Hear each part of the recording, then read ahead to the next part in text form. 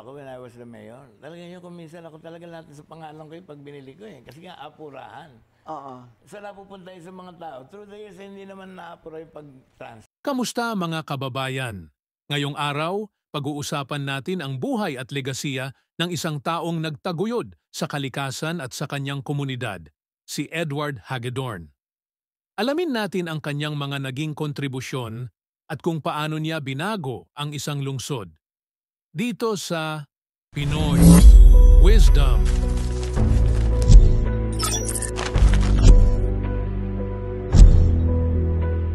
Si Edward Hagedorn ay ipinanganak noong October 12, 1946 sa Manila. Mula sa murang edad, nakitaan na siya ng malasakit sa kapaligiran at sa kanyang komunidad. Nang maitalaga siya bilang mayor ng Puerto Princesa noong 1992, agad niyang isinulong ang mga programang naglalayong mapangalagaan ang kalikasan. Sa kanyang unang termino, inilunsad ni Hagedorn ang Oplan Linis Program, isang kampanya para sa kalinisan at kaayusan ng lungsod. Hindi nagtagal, ang Puerto Princesa ay kinilala bilang isa sa pinakamalinis na lungsod sa buong Pilipinas. Bukod dito, naging tagapagtanggol siya ng Puerto Princesa Subterranean River National Park na noong 1999 ay itinalaga bilang isang UNESCO World Heritage Site.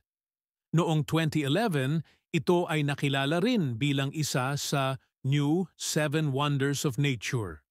Si Hagedorn ay nakilala rin sa kanyang kampanya laban sa ilegal na sugal, partikular ang huweteng. Noong 2005, itinalaga siya ni Pangulong Gloria Macapagal Arroyo bilang anti-huweteng Cesar ng bansa. Hindi lamang sa kalikasan nakatuon ang kanyang atensyon. Ang kanyang mga programa sa pabahay at kabuhayan ay nakatulong sa maraming residente ng Puerto Princesa. Nagpatayo siya ng 160 low-cost housing units at naglunsad ng mga livelihood programs na nagbigay ng bagong pag-asa sa mga mahihirap na pamilya. Noong October 3, 2023, pumanaw si Edward Hagedorn sa edad na 76 matapos labanan ang pancreatic cancer. Ang kanyang pagpanaw ay nagdulot ng malalim na kalungkutan hindi lamang sa kanyang pamilya at komunidad. Si Hagedorn ay maaalala bilang isang leader na hindi natakot harapin ang mga hamon ng kanyang panahon. At yan nagtatapos ang kwento ng isang tunay na huwarang lingkod bayan, si Edward Hagedorn.